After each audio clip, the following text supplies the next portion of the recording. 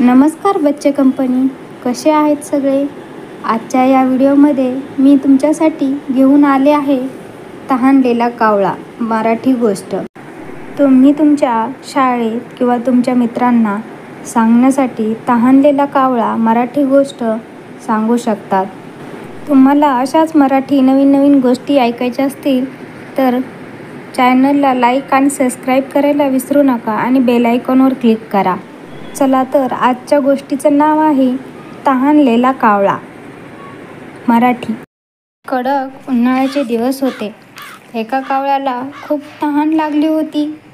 तो पाणी पिण्यासाठी इकडे तिकडे फिरत होता, पण काही केल्याने त्याला पाणी मिळेना. उन्हाळा असल्यामुळे सर्व नद्या, तलाव कोरडे पडले होते. शेवटी शोधता त्याला एका घराच्या बागेत रांजण दिसले. कावळ्याने त्या रानात डोकावून पाहिले, पण थोडे पाणी होते. त्यात त्याला खूप आनंद झाला. तो पाणी पिण्याचा प्रयत्न करू लागला. पाणी तळाशी असल्यामुळे त्याला पाणी पिता आले नाही. त्याच्या डोक्यात एक कल्पना आली. जमिनीवरले एक दगड उचलून तो रानात टाकू लागला. हळूहळू रानातील पाणी वर येऊ लागले.